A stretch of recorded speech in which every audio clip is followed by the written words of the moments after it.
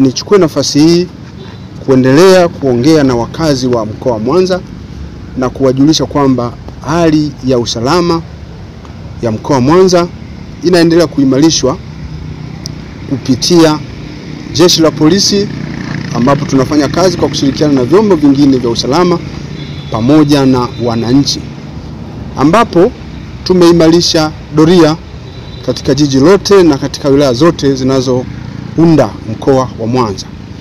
Katika barabara zote za kuingia katika mkoa wa Mwanza zimeimarishwa doria na vizuizi mbalimbali kwa ajili ya kudhibiti na kuzuia matukio ya kihalifu, ambapo katika kufanya hivyo lengo letu ni kuhakikisha kwamba mkoa wa Mwanza unaendelea kulindwa kutokea maeneo yote muhimu yanayoingia na kutoka katika mkoa wa Mwanza. Doria zimeimarishwa na vizuizi vimeimarishwa.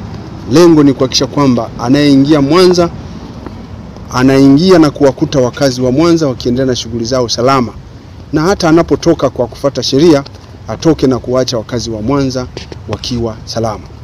Wakati jeshi la polisi linaendelea na misako na doria mbalimbali katika maeneo yetu katika mkoa wa Mwanza, nichukue nafasi hii kuwaomba wakazi wa mkoa wa Mwanza kuendelea kutoa taarifa zitakazosaidia kuwafichua wahalifu popote pale walipo.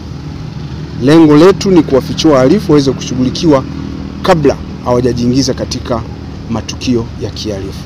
Na nichukue nafasi hii kuendelea kuwakumbusha pia wakazi wa mkoa wa Mwanza kuendelea kufanya shughuli zao pasipokuwa na hofu yoyote ya kiusalama, kwa sababu jeshi la polisi limeendelea kujipanga katika kuhakikisha kwamba wananchi na mali zao vinaendelea kuwa salama.